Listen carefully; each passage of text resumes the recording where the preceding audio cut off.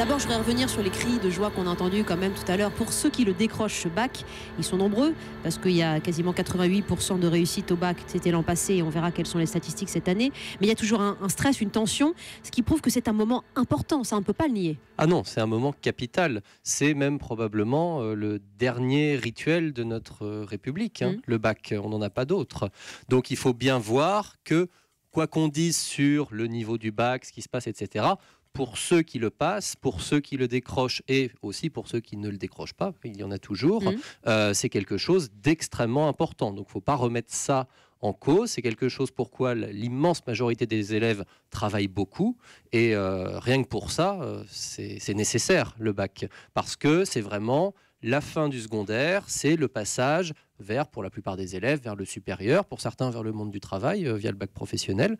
Donc il faut absolument conserver. Est-ce qu'on peut parler de ceux qui n'auront pas le bac cette année? Il y a les épreuves de rattrapage qui se déroulent sur 4 jours, ceux qui n'ont pas le bac, des parents qui sont certainement dans le désarroi. On sait que avec le bac, on ne peut pas faire grand-chose, mais on sait qu'aussi, si on n'a pas le bac, on ne peut pas faire grand-chose non plus. Bien sûr, le bac ne garantit rien, mais ne pas avoir le bac, c'est effectivement très problématique. Alors, ce qu'il faut dire pour rassurer les parents et les élèves, c'est que d'une part, il y en a quand même pas mal qui l'auront au rattrapage. Et pour ceux qui redoublent et qui travaillent sérieusement l'année prochaine, il faut savoir que là, pour le coup, l'échec une deuxième fois est extrêmement rare. Il y a quand même 20% des bacheliers, des candidats qui n'auront pas le bac cette année. Voilà, mais c'est-à-dire que dans ceux-là, on sait qu'il y en a un certain nombre qui l'auront l'an prochain quand ils redoubleront en terminale. Aurélien sur Twitter réagit: le jour où j'ai eu mon bac, j'étais déçu de ma mention assez bien, je m'attendais à mieux, comme quoi on peut toujours être frustré.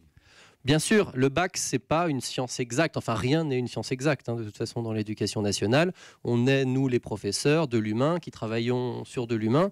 À un moment, ça reflète pas forcément parfaitement le niveau qu'on a pu avoir dans l'année. Il y a une part d'aléatoire dans les sujets qui tombent aussi. Il y a parfois des élèves qui font des impasses. Donc, c'est pas parfait le bac, mais c'est quand même généralement un assez bon indicateur.